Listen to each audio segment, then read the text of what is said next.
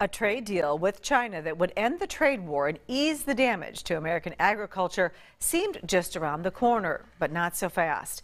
President Trump is threatening to impose new tariffs as early as tomorrow after U.S. negotiators accused Chinese officials of reneging on promises made in the negotiations so far.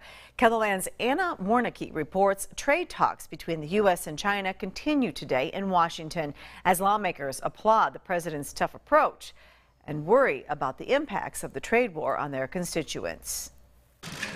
The pressure is on for U.S. and Chinese officials to reach a deal and end the year-long trade war. I know they want to negotiate. They're talking about negotiating, but I don't think they're ready to negotiate. President Donald Trump says negotiators must strike a deal by Friday. We were getting very close to a deal. Then they started to renegotiate the deal. We can't have that. We can't have that. So President Trump says the U.S. is ready to raise tariffs on billions of dollars worth of Chinese goods to 25% as early as Friday. I can't see the short-term pain for long-term gain. But Texas Republican Congressman Michael McCaul says he's confident it won't come down to that. We all want this to be resolved by Friday as a deadline. I'm hopeful that it will be.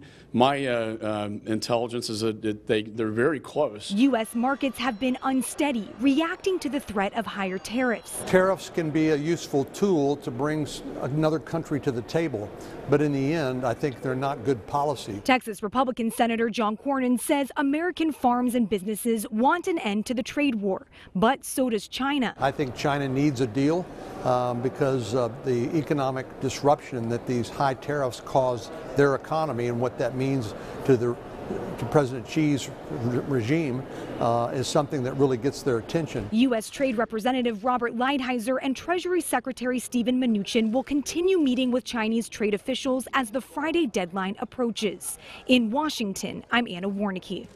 And we will continue to follow this story, especially due to the impact on South Dakota's ag industry. Watch for the latest from our Washington, D.C. newsroom on KELOLAND.com.